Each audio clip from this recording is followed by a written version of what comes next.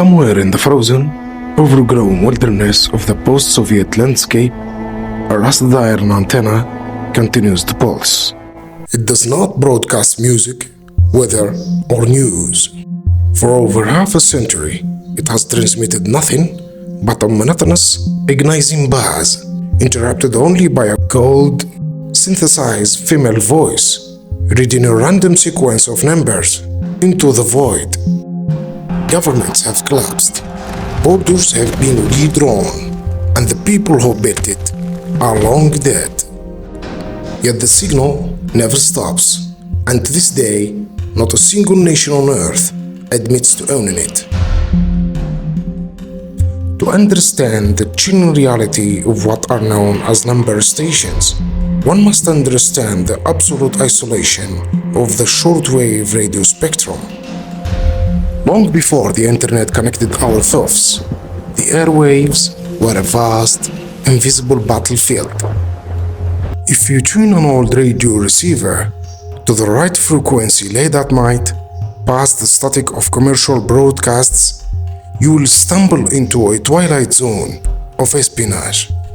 These stations have existed since the height of the Cold War. They are shortwave transmitters that broadcast strange format blocks, loops of traditional nursery rhymes, synthesized chimes, or erratic electronic hums. And then, without warning, the music cuts out. A voice enters the static. Sometimes it is a child, sometimes a monotone woman. They recite lists of numbers, phonetic letters, or random words before vanishing back into the hiss of the ionosphere. Every intelligence agency in the world knows they exist. The MI6 used them. The CIA perfected them. The KGB relied on them. They are the ultimate, unhackable communication tool. A spy in a foreign capital needs nothing but a cheap battery-powered radio at one-time pad to receive top-secret orders from their handlers. But among these ghosts of the airwaves, there is one station that defies the rules of international espionage. A station that outlived its empire, outlasted its purpose, and mutated into something deeply unsettling. A station that has been broadcasting an unbroken, terrifying sequence for decades, even though the facility broadcasting it has been completely abandoned for years. The story truly begins in the late 1970s, during the darkest, coldest depths of the standoff between East and West. Amateur radio operators in Western Europe began picking up a bizarre anomaly of the 4625 kHz frequency. It was a sharp, repetitive tone, like a mechanical buzzer, repeating roughly 25 times a minute. For the young men sitting in dark attics with headphones clamped to their ears, in London, Frankfurt, and Paris, the sound was hypnotic. It sounded like a machine breathing. They dubbed it the buzzer. For years, it did nothing but buzz. It was a marker, a placeholder holding the frequency open so no one else could claim the airspace.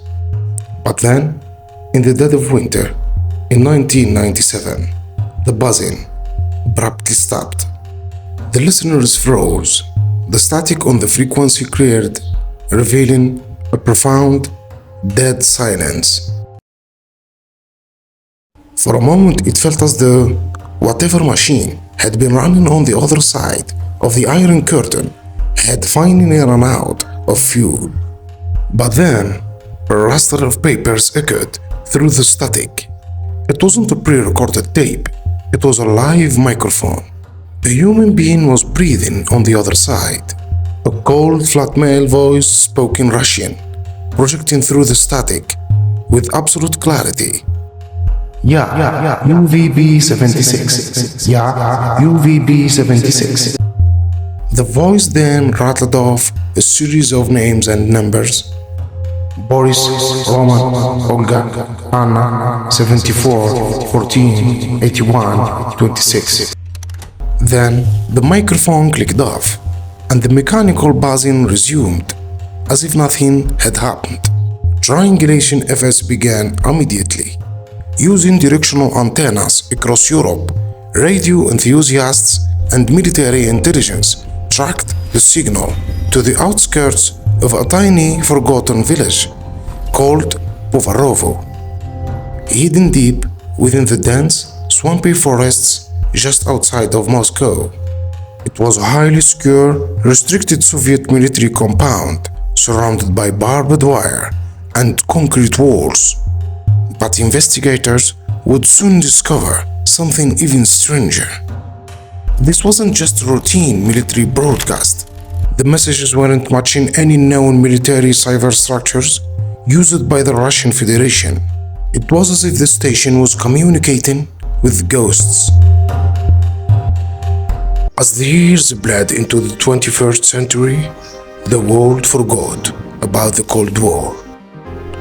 The Berlin Wall fell, the Soviet Union fractured into 15 separate nations, and the Kremlin adopted a new, modern face.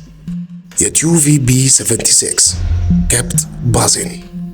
It survived the collapse of the very state that gave it life.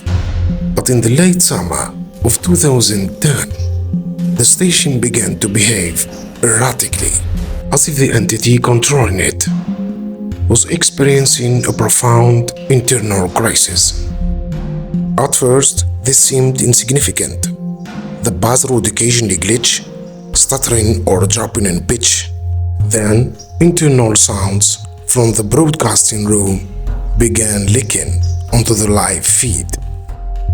Listeners worldwide recorded the sounds of distant footsteps echoing in concrete hallways, muffled Russian conversations, and the distinct clinking of teacups. The station wasn't automated.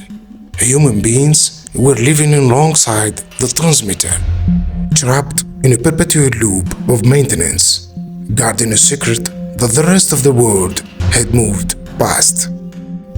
Then, everything changed. On September 5th, 2010, the buzzing stopped entirely. The voice that came over the airwaves didn't read the standard military code. The voice sounded panicked, frantic, reading a massive string of numbers before the signal cut out into a pure, dead white noise. The next day, European listeners tuned back in, expecting to hear the familiar mechanical hum. Instead, they heard the fragments of classical music, specifically Tchaikovsky's Swan Lake.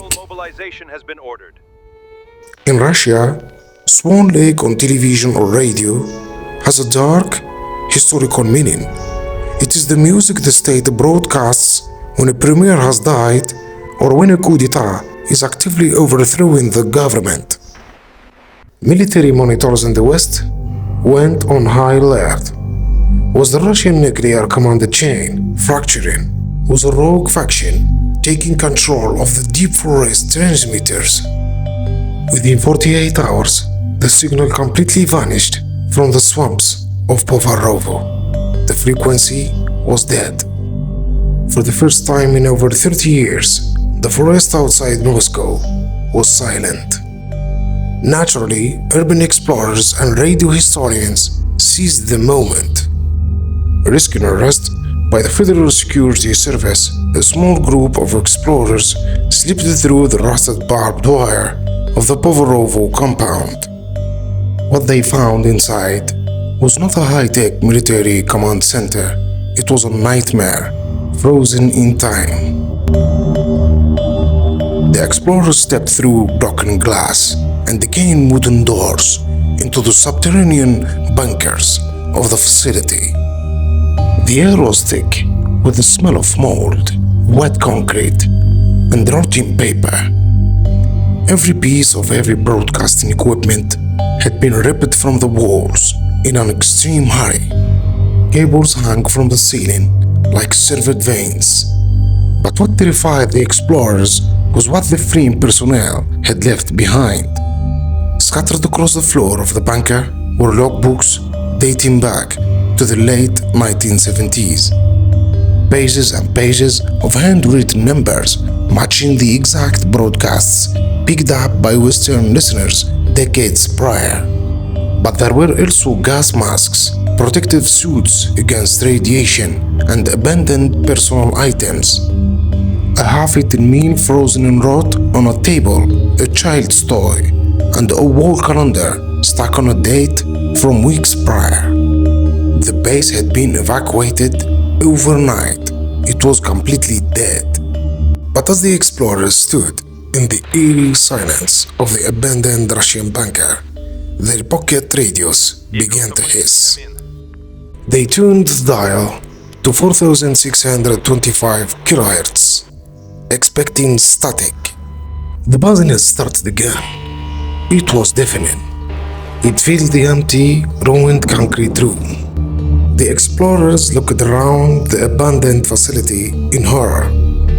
The transmitters here were cold, disconnected from the power grid, and rotting in the swamp.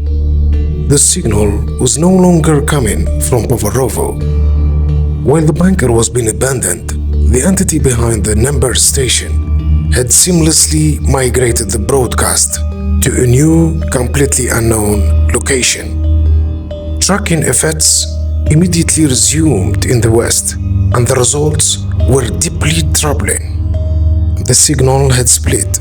It was now broadcasting simultaneously from a hidden installation near the shores of Lake Ladoga, near the Finnish border, and another deep within the secretive military landscape of Nizhny Novgorod. One disturbing detail had been overlooked. The station wasn't shrinking or dying, it was expanding. To this day, the Russian Minister of Defense completely ignores questions regarding the station, now known by its new call sign MDZhB. When foreign journalists press international telecommunications bodies about the source of the interference, the response is a wall of bureaucratic silence. No nation claims it. No military manual acknowledges it. If it is simply a spy network, why keep it active in the age of satellite communications, encrypted dark web portals, and quantum cryptography? Why spend millions of rubles maintaining massive, vulnerable radio towers just to broadcast static and numbers? The answer lies in a terrifying Cold War relic known as the Perimetr system, referred to in the West as the Dead Hand. During the nuclear standoff, the Soviets feared a decapitation strike, a surprise American missile launch that would wipe out the leadership in Moscow before they could order a counterattack. To prevent this, they built an automated system. If seismic sensors detect nuclear detonations on Russian soil, and if a specific military radio frequency goes completely silent, the system assumes the leadership is dead. It automatically fires a command missile that flies across the nation, broadcasting launch codes to every hidden nuclear silo in the vast wilderness, triggering an apocalyptic retaliatory strike without a single human being pressing a button. Many intelligence analysts believe that MDZhB is the pulse of the dead hand. The continuous agonizing buzz is the mechanical heart of sleeping monster. It tells the automated nuclear silos that Moscow is still breathing. If the buzz ever stops for good, if the frequency goes completely dead, the missiles will assume the end has come. We live our lives in the warmth of the modern world, believing that the ghosts of the 20th century have been laid to rest. We look at our smartphones and believe that everything is tracked, known, and accounted for. But the shortwave spectrum reminds us that the past never truly dies. It just changes frequency. If you want to continue uncovering the hidden codes and dark anomalies of our world, subscribe and turn on notifications. Reality has built in Earth.